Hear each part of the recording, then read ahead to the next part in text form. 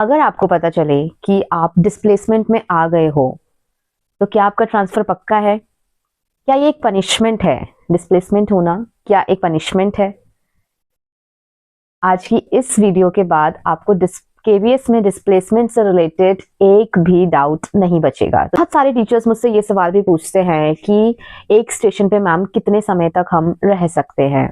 ये बहुत ज्यादा कॉमन क्वेश्चन है और मेरी हर वीडियो पे किसी ना किसी व्यक्ति ने ये सवाल जरूर पूछा हुआ है। अगर आप भी इन सारे सवालों के जवाब चाहते हैं तो ये वीडियो बिल्कुल एंड तक देखिएगा। Hello everyone, so this is Manisha. Today we will talk about displacement transfer in KVS. Displacement का मतलब है कि टीचर को अपने करंट स्टेशन से किसी दूसरे स्टेशन पे ट्रांसफर करना। मान लीजिए कि आपको आपका चॉइस स्टेशन जो है वो मिल गया। मानिए आपने दिल्ली मांगा था और आप दिल्ली आ चुके हैं, तो क्या अब आप दिल्ली में अपनी पूरी सर्विस में रह सकते हैं? तो इसका जवाब है नहीं। अब ये काम किस तरीके से करता है? दो तरीके के पॉइंट्स होते हैं, एक होते हैं ट्रांसफर पॉइंट्स और एक होते हैं डिस्प्लेसमेंट पॉइंट। एक जगह पर रहने के, यानी कि अगर मेरा अभी ट्रांसफर पहली बार दिल्ली हो गया है और दिल्ली मैंने 1 साल पूरा कर लिया है, तो मुझे +2 पॉइंट्स मिलेंगे। +2 मेरे ट्रांसफर पॉइंट्स होंगे और उसके साथ साथ ही मुझे डिस्प्लेसमेंट पॉइंट भी बढ़ जाएंगे मेरे, जो कि +2 ही होंगे। यानी कि एक स्टेशन पे 1 साल रहने पर 2 पॉइंट ट्रांसफर के मिलेंगे और 2 पॉइंट डिस्प्लेसमेंट के मिलेंगे।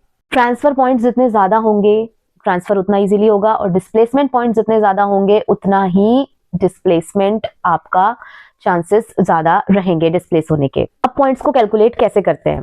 अगर आपकी सर्विस में कोई ब्रेक नहीं है, यानी कि आपने पूरा साल जो है अपनी सर्विस रेगुलर दी है, तो आपको +2 ट्रांसफर के लिए मिलेंगे और डिस्प्लेसमेंट के लिए भी मिलेंगे। लेकिन अगर आपने 30 डेज से ज्यादा छुट्टी किसी भी तरीके की ले ली पूरे साल में, 30 दिन से ज्यादा की छुट्टी आपकी 31 हो गई पूरे साल में, तो वो जो ईयर है आपका वो 0 हो जाएगा। यानी कि ट्रांसफर के लिए उस वाले साल को काउंट नहीं किया जाएगा, वो बिल्कुल 0 हो जाता है। ये केवीएस के ट्रांसफर की न्यू पॉलिसी में ऐड है और इसके कारण, ये 30 दिन की छुट्टियों के कारण बहुत सारे लोगों का जो टेन्योर है वो कंप्लीट नहीं हो पाया पिछले बार, और बहुत सारे लोगों का ट्रांसफर रुक गया क्योंकि वो ईयर उनका काउंट ही नहीं हुआ। लोग धड़ल्ले से छुट्टियां ले लेते हैं और ईएल पे चले जाते हैं, मतलब बेहिसाब ईएल ले लेते हैं, बहुत सारी छुट्टियां ले लेते हैं, सीसीएल ले लेते हैं। इवन सीसीएल भी इस वाले उसमें जो है आपका ट्रांसफर पॉइंट्स को कम कर देती है, क्योंकि अगर आपने सीसीएल भी ली है, यानी कि चाइल्ड केयर लीव भी ली है,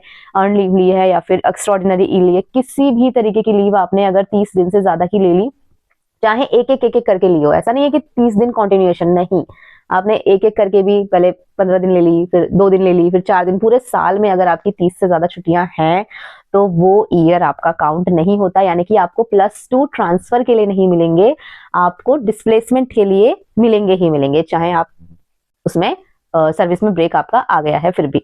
बात करेंगे कि डिस्प्लेस कौन कर सकता है।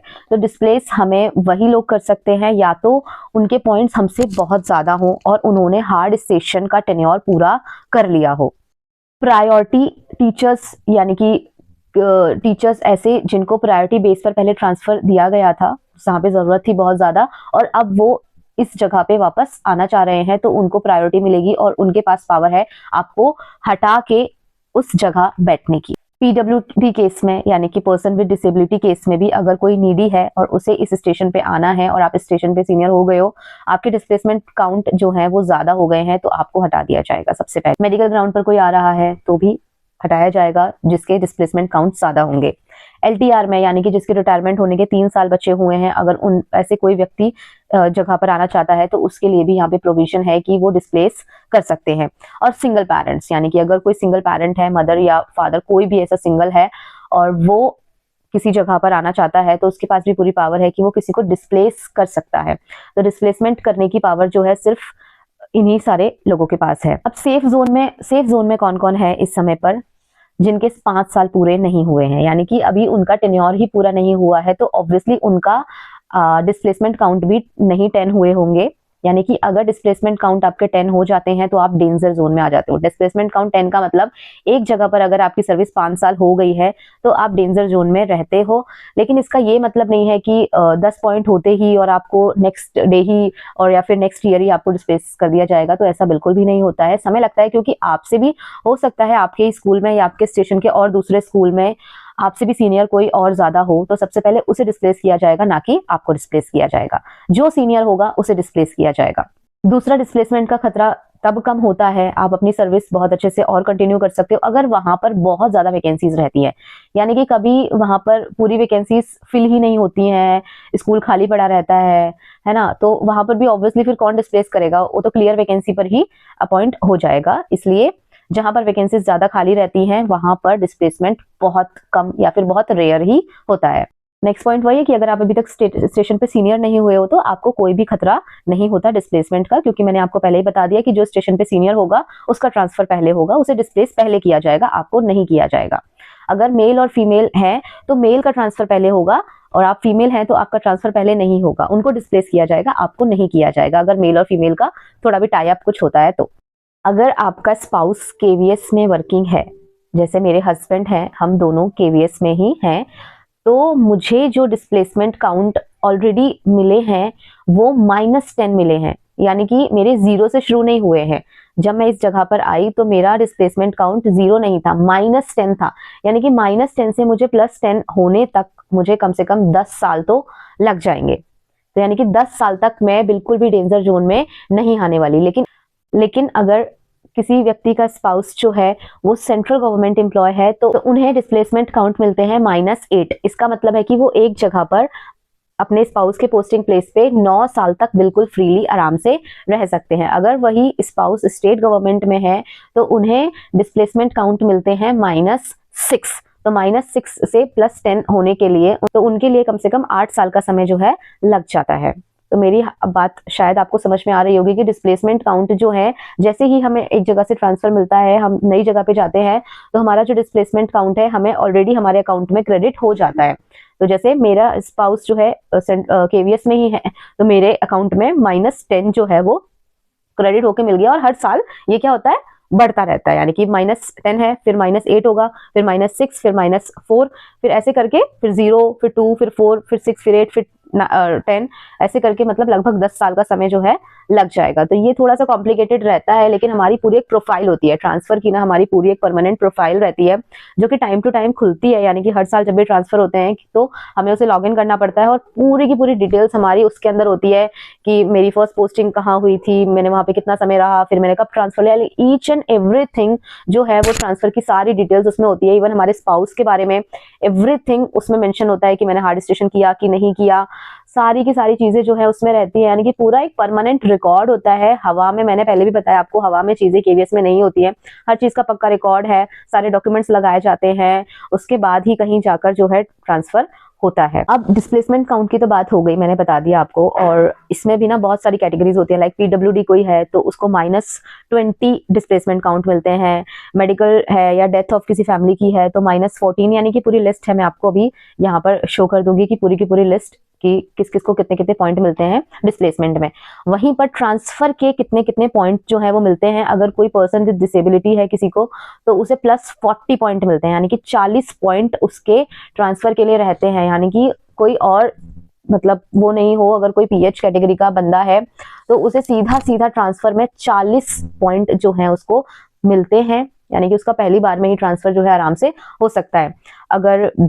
अगर कोई किसी का केवीएस स्पाउस है तो उसे 15 पॉइंट जो है वो मिलते हैं, सेंट्रल गवर्नमेंट स्पाउस है तो उसे 12 पॉइंट मिलते हैं, स्टेट गवर्नमेंट में है तो उसे 10 पॉइंट मिलते हैं, सिंगल पेरेंट है अगर कोई सिंगल मदर या सिंगल फादर तो उसे +20 पॉइंट्स मिलते हैं, वुमेन है तो उसे 8 नंबर मिलते हैं। अगर जैसे मैं फीमेल हूं तो मुझे 8 नंबर मिलेंगे, लेकिन मेरे हस्बैंड केवीएस में है तो मेरा ये वाला माइनस हो जाएगा, मतलब मेरे को फीमेल के पॉइंट नहीं मिलेंगे, मुझे मेरे हस्बैंड वाले पॉइंट जो हैं केवीएस स्पाउस के वो मिलेंगे, जो कि होते हैं 15, है ना। तो सबसे ज्यादा पॉइंट जो है वो ट्रांसफर के रहते हैं पीडब्ल्यूडी केस में, यानी कि अगर कोई किसी को डिसेबिलिटी है तो उसके पॉइंट सबसे ज्यादा होते हैं, 40 नंबर उससे मिलते हैं।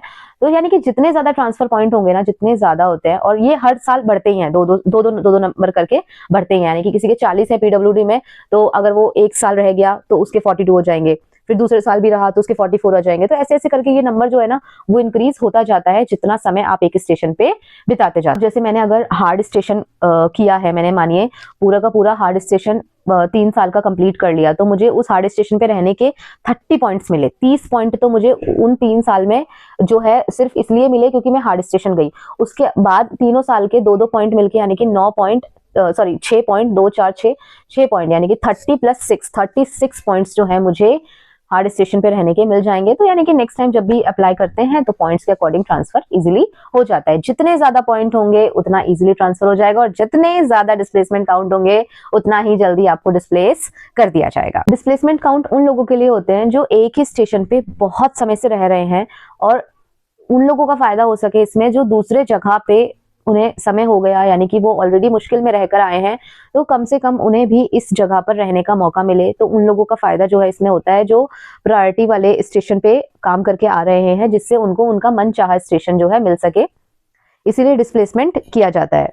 मैं प्रैक्टिकली बोलूं आपको, लोग सवाल तो पूछते हैं कि एक ही जगह पे मैम पूरा सर्विस हम बिता सकते हैं, लेकिन वो प्रैक्टिकली बिल्कुल पॉसिबल नहीं है। क्योंकि अगर आप एज अ पीआरटी ज्वाइन कर रहे हो तो क्या आप एज अ पीआरटी ही बने रहोगे? आप प्रमोशन नहीं लोगे क्या? आप टीजीटी नहीं बनोगे? आप पीजीटी नहीं बन के जाओगे? आप प्रिंसिपल नहीं बनोगे? वाइस प्रिंसिपल नहीं बनोगे? या एसीडीसी तक नहीं जाना चाहते हो क्या? सबको प्रमोशन चाहिए होता है लाइफ में।